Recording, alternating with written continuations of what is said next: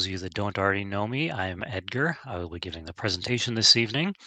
I'm a diver in the Emerald Sea Dive Club. I'm a level 5 reef surveyor for the Pacific Northwest region, amateur photographer, and fish and critter geek. And I love to share my information.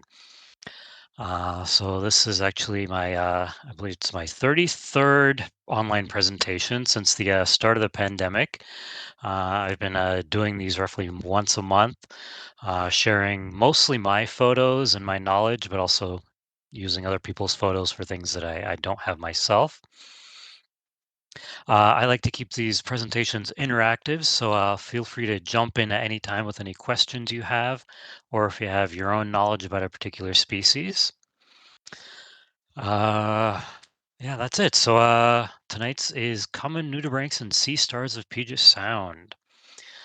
So see that these are all ones that you're likely to see on any of the dives around here.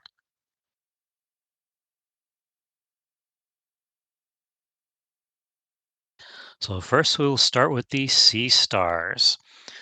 So here's an overview of the ones that I'll go through, some of which you probably already recognize, at least by sight, even if you don't know the names yet. So one common one that's easy to identify is the blood star. So this one is just really long, narrow rays. It's not terribly big, as you can see by the 13-inch size. So it's going to be just kind of medium size, not a teeny tiny one. And they're going to be usually this orange color, but it varies a little as far as a lighter orange, darker orange, as well as some other uh, modeling on occasion. For instance, this one that's crammed into a crevice here, we've got a little bit of a pink coloration for some reason in the middle, but you still got the long, narrow rays and the general orange color there. So these you can find uh, pretty much on any type of rocky or structure. I don't think I've necessarily seen them too often on bare sand, but they're pretty easy to notice. Just shining your light around, you'll see the bright orange.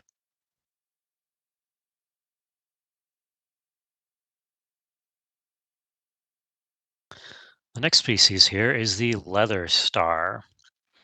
Now, this is one species that survived the sea star wasting disease quite well.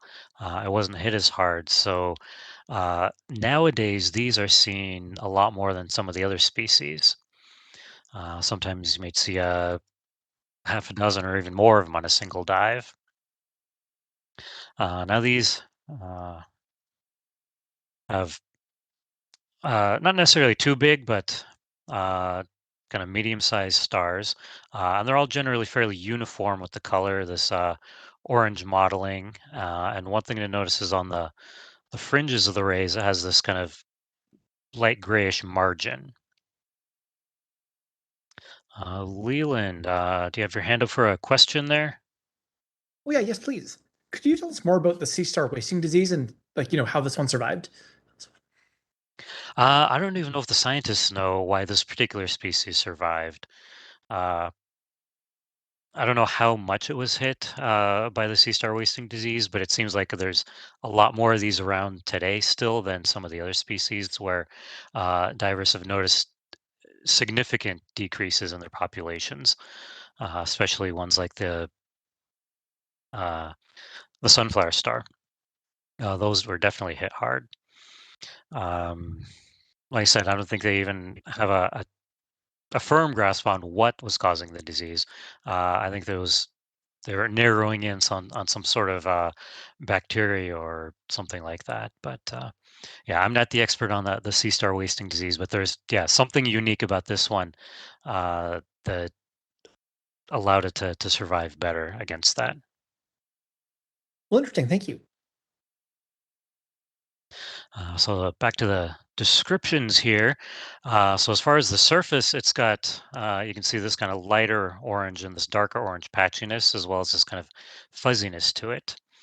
Um, and that's all kind of uniform across them. There's not much color variation between the different specimens. So with this one, you can see that the darker patches are in kind of uniform rows and patches. So it's not just mottled. But again, you see the orange coloration and the grayish fringe going around the edges.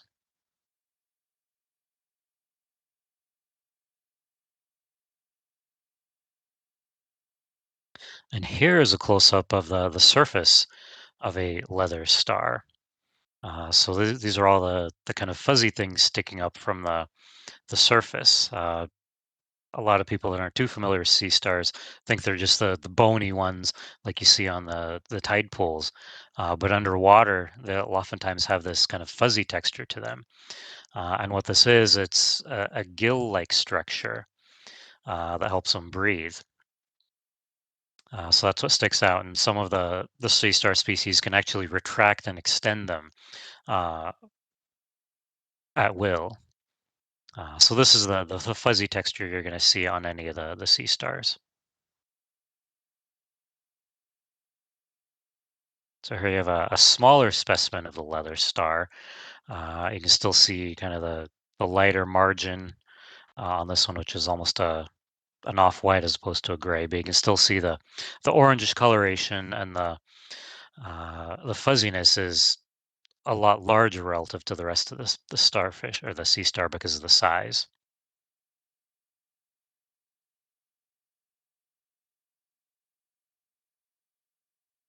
So the next one here is the spiny pink star.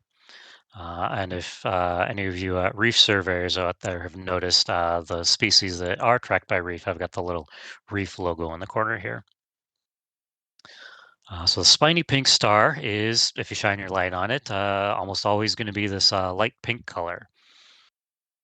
And the texture is generally going to be kind of a fuzzy texture to it, like some of the other ones, but the it does have spines on it. You can't see them in this photo, but I've got some other photos where you can make it out a little bit better. Now this one, as you can see by the 25 inches, can get pretty good sized. Um, and then yeah, as far as the shape, it's all pretty uniform as far as these kind of longer rays, not too chubby, but also not as skinny as the blood stars. And this one did not have a strobe on the camera, or it didn't fire, so that you don't quite see the pink coloration, but you've got the same basic shape to it and the same general size. So it's still fairly easy to pick out.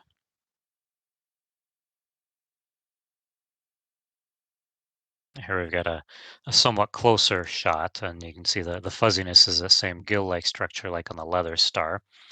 And on this ray that's coming towards the camera, right in the middle on the top, you can see these kind of dark spots, which are actually the shadow on the backside of the spikes, or the spines, which gives the spiny pink star the name.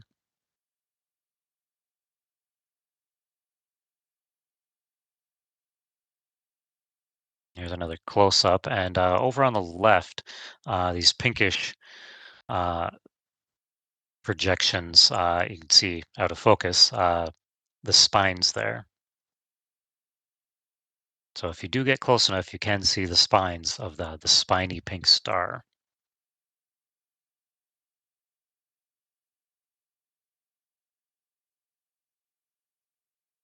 So the next two I've somewhat grouped together. We have the mottled star and the ochre star. So these uh, can sometimes be somewhat hard to tell apart.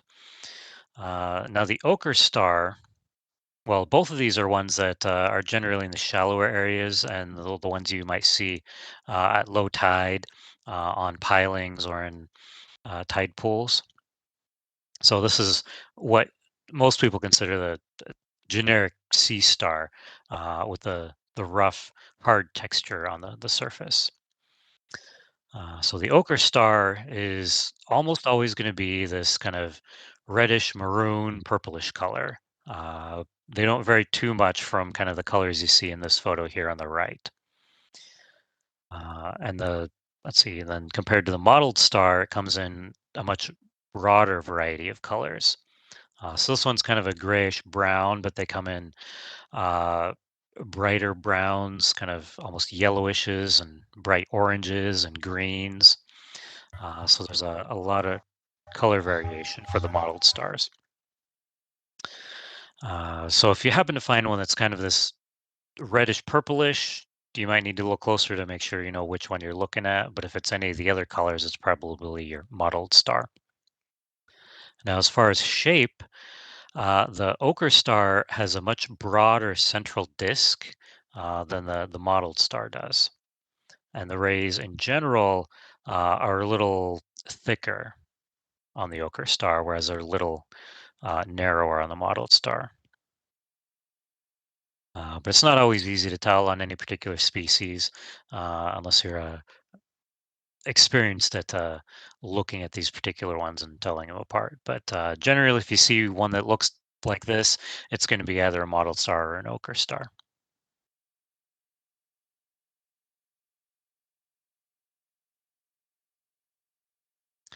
So here is the sunflower star, possibly one of the more famous species in the Puget Sound here. So it's also sometimes referred to by divers as the Pictopodia, which comes from the genus of the scientific name.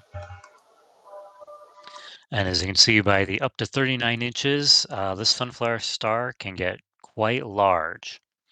Unfortunately, with the sea star wasting disease, most of the large ones have died off, and you do still see them around, but generally they're not as big. There's one dive at was it uh, the Boeing dock in Mukilteo, where I saw 3 sunflower stars, but none of them were over 12 inches wide. So you'll still see the smaller ones around, but the larger ones are much more rare. Now, the sunflower star is one of the few many-armed species. So, unlike many of the other stars, which have 5 arms, this one can have quite a few. And it can vary throughout the age of the star how many rays there are. So, there's no one set number that it has. And this one, as you can see, the rays are different lengths. So it could be that some of them had been torn off by predators and they're growing them back, or as it's growing, it's budding new rays between the other ones and they're starting to grow out. So there could be various reasons why this one has irregular lengths on the rays. Now, the coloration of the sunflower star uh, varies somewhat from kind of grays to oranges. But you can't see it too much in this one, but kind of on the surface of the star, underneath the surface texture, there's kind of this orangish coloration, which you'll see in some of the other photos. Now on this one, it does have the fuzziness like some of the other stars, but it's, I would say, a lot more dense and what I refer to as a shag rug texture, the way I kind of think of it. And also, as you can see, especially in the central disk, as with some of the other stars, it's got those little white dots are spines. So here we have a couple of species. This photo, I believe, was at Edmonds, kind of on the inside of a pipe there of some sort. So these are somewhat bigger ones, but definitely not in the 39-inch range. And as you can see, these two right next to each other, the one on the right is kind of a darker gray, and the one on the left is kind of a lighter gray, maybe some brownish coloration. But you can definitely see the orangish that's kind of peeking out underneath the fuzzy texture. And the sunflower star is an apex predator in this area. They will eat anything that they can get a hold of. And they're very fast. I don't know the exact speed, but if you ever happen to find one of these, you might want to pause and actually watch it for a bit and see if it's just hanging out or if it's in a hurry to get somewhere. It might be a rush to chase down some food, and they actually move quite fast relative to some of the other echinoderms. You can actually see there and watch it move, and see it travel fairly quickly, as opposed to what you would think a normal sea star, which just sits there and just moves a little bit like snail pace. These you can actually see move quite a bit. So here we have another one where you can get a good view of the fuzzy texture and the white spines there.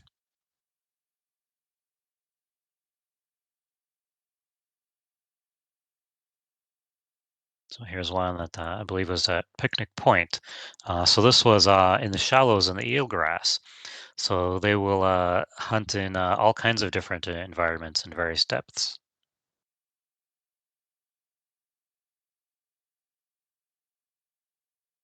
So on this one, you can actually see on the sides of the rays, there are also spines. And then just below that, you can see all the tube feet.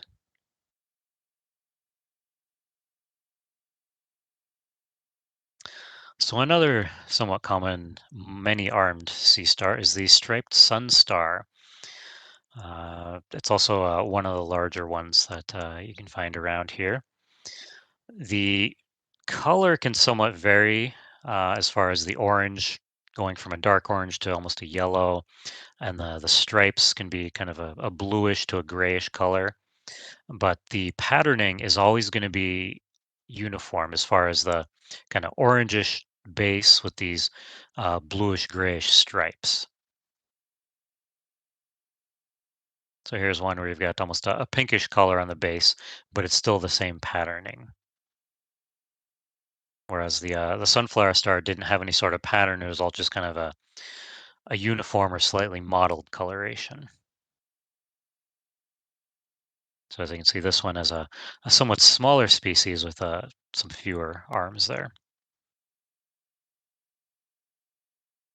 And on the left, you've got the sunflower star and the striped sunstar, which are the two more common ones that I see around here. But there are a few other species around here that have the many arms. The four I've shown here are the morning sunstar, the northern sunstar, the orange sunstar, and the rose star. But having all these side by side, you can see that they're all fairly distinct. The morning sunstar, for instance, is just a uniform color with really long, narrow arms. The rose star has a very kind of armor-like and very spiky texture to it. And then the northern sunstar and the orange sunstar, at the root of the rays, it's all very kind of very chunky. They don't have more uniform tapering. So if you see a sunflower star or a striped sunstar, you can be pretty confident what they are and not get them confused with some of the other ones. And now on to the nudibranchs. Some of my favorite critters to photograph. So here's an overview. So the first one is the white line Dirona. So this is a species you can potentially see on pretty much any dive around here. And they're really easy to spot, especially if you've got your dive light and shining it around. There's just this bright white pop of, I guess, I wouldn't say color since they're white, but the really bright white that just stands out. And these can vary quite a bit in size. I've seen ones that are little teeny tiny guys up to good sized ones. So these, the nudibranchs, are generally going to be this somewhat translucent whitish color. They do somewhat have a somewhat orange tinge to them sometimes, not to be confused with the golden Dirona. And the white line Dorona on all their serrata, their these kind of leaf-like structures on the back. They've got a white margin on almost the entire length of the serrata. And then some of the other structures, if you're not familiar with nudibranchs, if you can make out my mouse pointer, these two structures up front, so we're looking at the head, are rhinophores. They're kind of like antennae. So here I have a much smaller specimen, and you can see the serrata here with the white margins going kind of all the way from the base to the tips.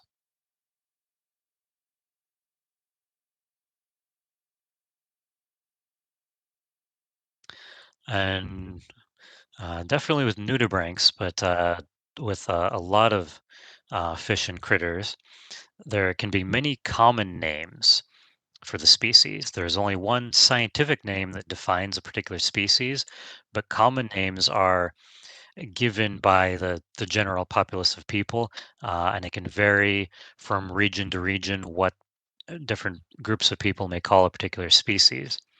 So, what around here is oftentimes referred to as a white-lined Dirona may also be called a frosted Dirona, a frosted nudibranch, alabaster nudibranch, chalk-lined Dirona, white-streaked Dirona, white nudibranch, and probably a dozen other names.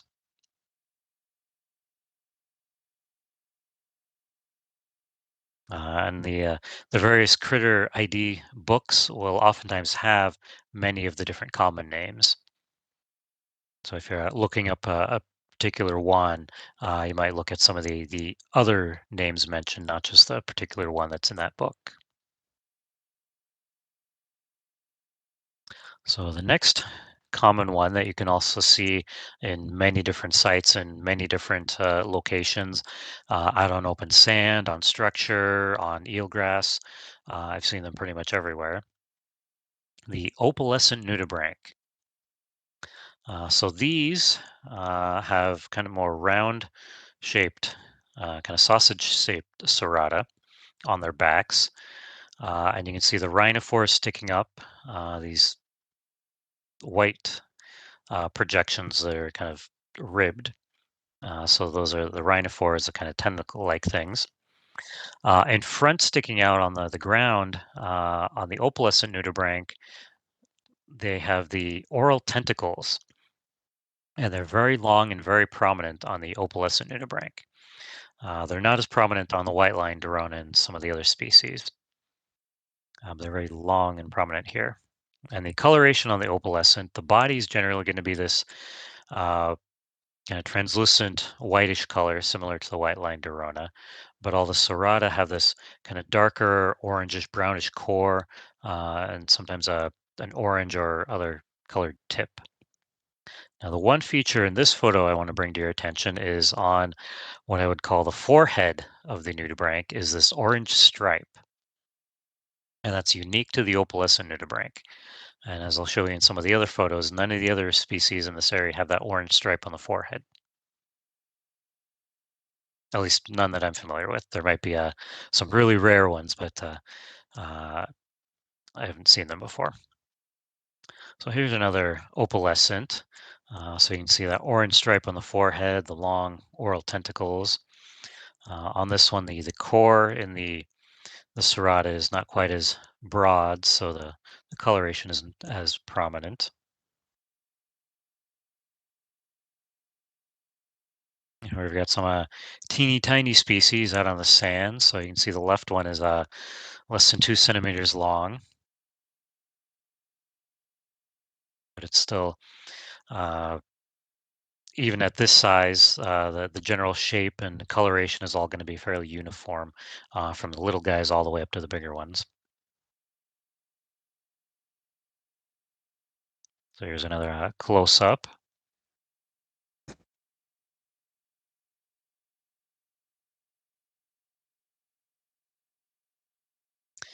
So there are a few other similar looking species to the opalescent nudibranch, and here are three of the more common ones. And I refer to them as more common because it's ones that I've actually seen and photographed. In some of the ID books, there's probably several more that look similar, but that I have not seen myself. So some of the ways you can tell all these apart is, as you can see, none of the others have that orange stripe on the forehead. Let's see, the three-lined and the red-gilled don't have the long oral tentacles. They're not quite as prominent. They still have them, but they're not as long. The long-headed Flabellina, the head area in between the oral tentacles, they have a very long projection. So kind of if you would imagine the snout of the nudibranch. Let's see, and other things on the three-lined, they have on the back and along the sides the three white lines, which distinguishes that one from all the other three. But as I said, the feature to focus on to distinguish the opalescent from the others is that orange stripe on the forehead.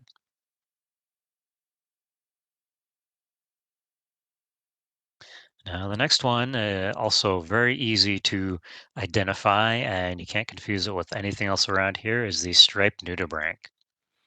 So this one, we're looking head on, so you don't quite get a sense of the longer kind of potato shape to the striped nudibranch. So along the back, you've got the kind of light brown or kind of cream colored stripes with the white. And these are all always very uniform in color. And these kind of darker bumps on the front here are the rhinophores. So they're not as long as on the other species we previously saw, but they have that same structure. And then in comparing to the opalescent nudibranch, which had the long, narrow oral tentacles, the I guess the similar structure on the striped nudibranch is this whole kind of front section here. So it's kind of spread out. So here have a side view. Now, striped nudibranchs I generally see out on open sand, and one of their favorite foods is the orange sea pens. So if you happen to see a striped nudibranch or an orange sea pen, uh, look around and you might see the other one.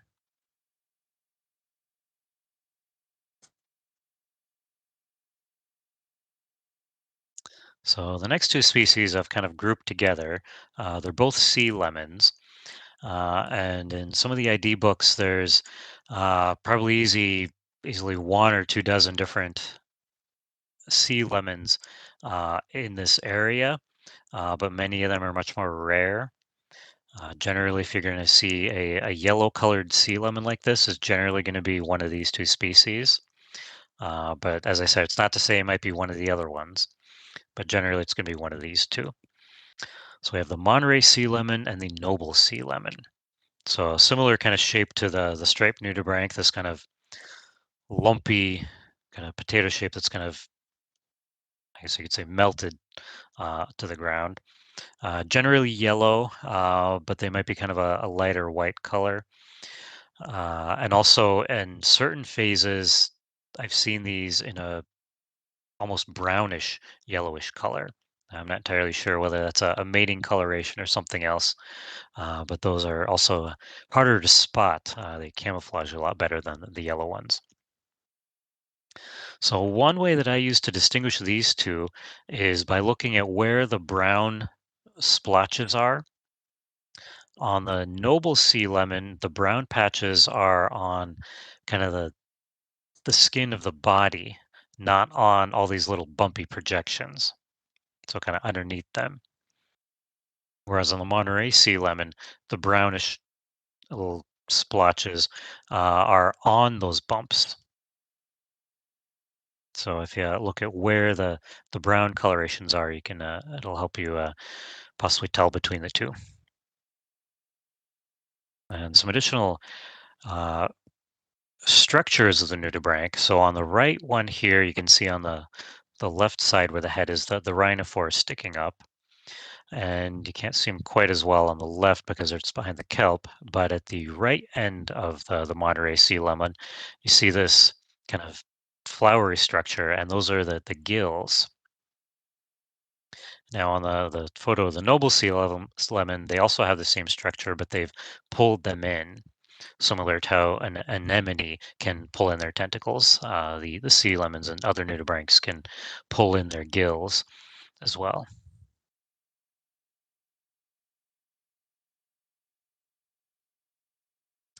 And there is another species called the orange peel nudibranch, which I don't believe I have seen before. It's, I would say, more rare that divers actually see it, although I think a lot of divers that think they see orange peel nudibranchs might be getting confused with one of the sea lemon species.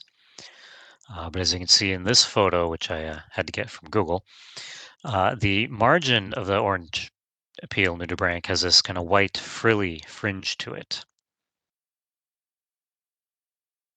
So if if you see that, then it might actually be an orange peel. But if you don't see that frilly white fringe, it's more likely going to be one of the other sea lemons.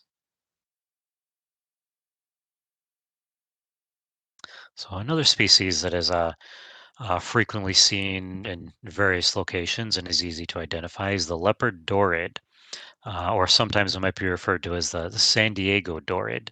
The San Diego Dorid name is more common out towards the California area, but you might still hear it referred to that by some people up here. So this one is a similar shape to the sea lemons, although I would say the ones I see are generally a little smaller. But they're always going to be this white or off-white color with these brown splotches. And it's that spotting pattern that gives it the leopard name, although I would say it looks more like a dairy cow patterning than a leopard. But somebody thought it looked like a leopard pattern.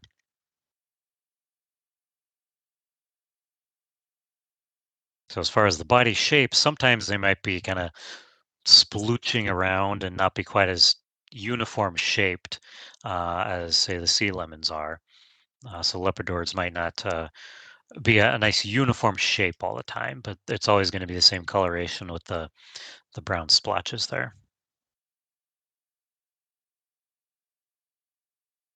So here's another one that stands out easily from the background of the rocky structure it's on.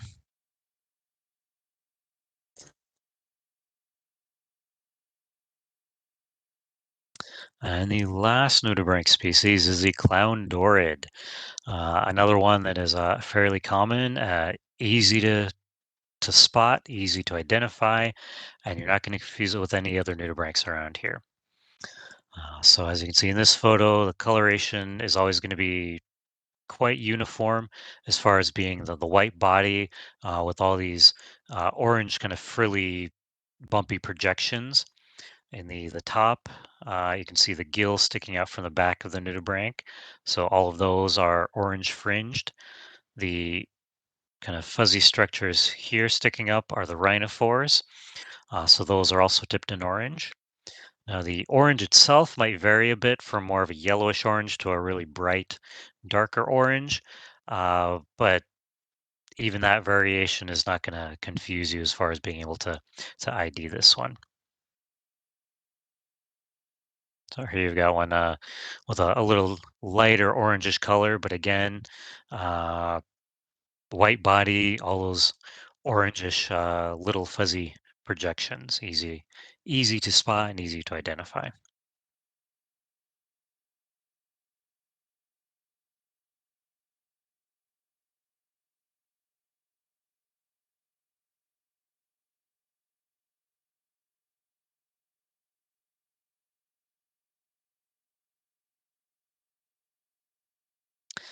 So back when I did this presentation originally back in 2000 or 2020, right before I did the presentation, I had gone on a dive at Keystone Jetty and Skyline Wall.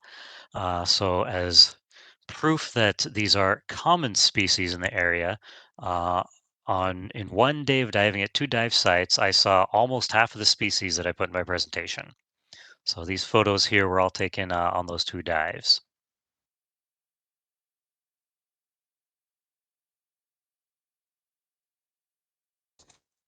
So if you're interested in learning more about some of the species you saw in this presentation or other similar ones, these are three good books that I have myself that I refer to all the time. I also like to cross-reference between them because some of them may have different photos that look closer to the particular specimen that you may have seen. Um, yeah, that's the end of my presentation. Any questions, any comments?